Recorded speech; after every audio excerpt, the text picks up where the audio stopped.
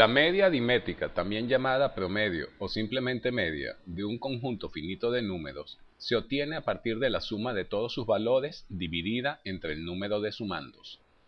Realice un programa que, dado un arreglo numérico de n componentes, le calcule su media, con las siguientes condiciones.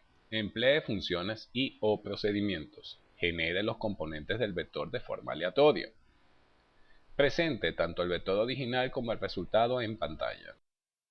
La solución de nuestro problema para un vector como el que mostramos de ejemplo con 8 componentes es que plantearemos inicialmente la existencia de una variable donde iremos acumulando la suma de todos los componentes de este vector. Esta variable la llamamos, por ejemplo, suma.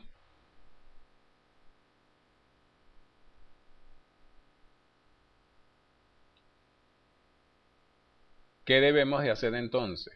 Vamos a ir acumulando en esta variable suma todos los componentes tal como se había dicho. Para eso iremos recorriendo el vector posición por posición y la iremos acumulando dentro de nuestra variable. Así que tenemos 4 más 3 más 1 y así sucesivamente hasta llegar al último elemento del vector. Al final, lo que debemos de tener en este caso es la suma de todos estos componentes, que en este ejemplo es 28. Una vez que tenemos este valor, el promedio va a ser el resultado de lo que hay en la variable suma entre la cantidad de componentes del vector, que en este caso es 8. Y para nuestro ejemplo en particular, este promedio da 3.9. Nuestro programa para determinar la media de un vector es la simple pantalla donde tenemos una caja donde solicitamos la dimensión y una rejilla donde presentamos el vector como tal y una etiqueta donde mostramos el resultado. Tanto la rejilla como la etiqueta inicialmente están en invisible. Tenemos, para adelantar un poquito, ya previamente definido un tipo vector 1, que es un arreglo que va de 1 a 20 de componentes enteros. Y hemos definido la variable a como vector 1 y tenemos i y n como números enteros. Solicitamos la longitud del vector en la caja de edición, lo asignamos a n y preparamos lo que sería la presentación de la rejilla. Establecemos que tiene n columnas, vamos a presentarlo de forma horizontal y tenemos una sola fila. Damos inicio al generador automático aleatorio de semilla para los números aleatorios y establecemos un ciclo que va de 1 a n donde cada posición le estamos asignando mediante random un valor aleatorio, como tope 100. En las rejillas vamos asignando eso y tome en cuenta que hay un desfase de una posición entre la rejilla y tal como hemos definido el vector. Y las rejillas en su propiedad de cells tenemos que hacer la conversión de entero a alfanumérico.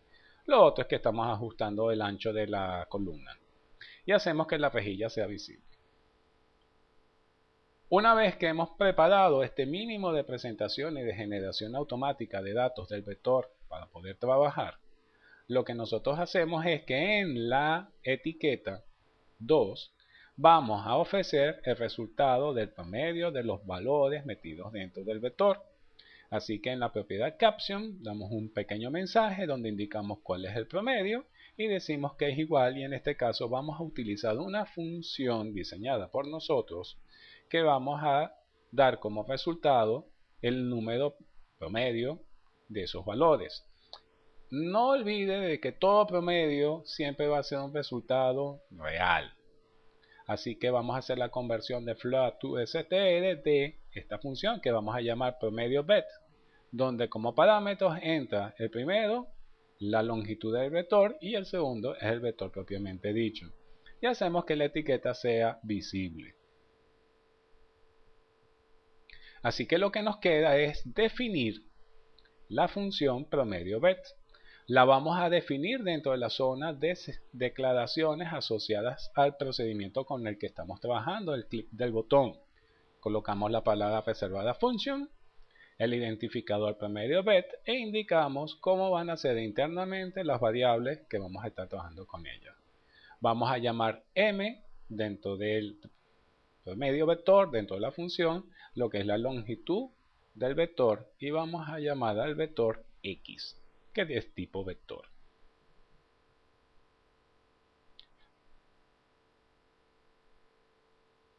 Tal como hemos indicado, también la función se le tiene que decir cuál es el tipo de resultado asociado y no olvide, siempre los resultados van a ser reales, así esté trabajando con números enteros dentro del vector.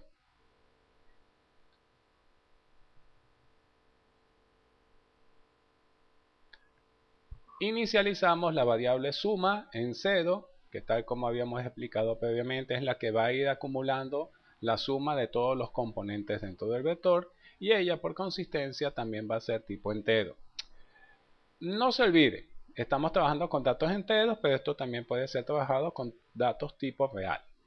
Una vez que hemos trabajado con la inicialización de nuestra variable, establecemos un ciclo que va desde 1 hasta n controlado por la variable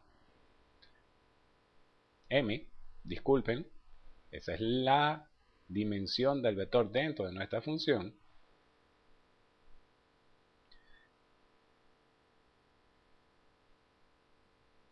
donde vamos a estar diciendo dentro de ese ciclo que vamos a acumular en la variable suma todos los componentes del vector x sub y.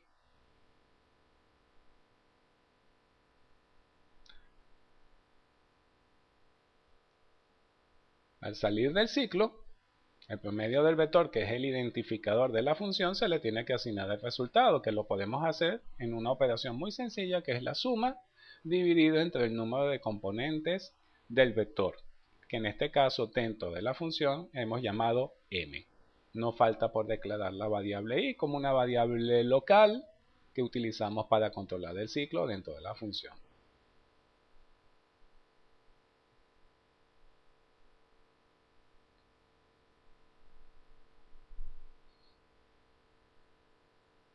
Lo tenemos, mandamos a compilar el programa a ver si no tenemos ningún tipo de error y lo probaremos.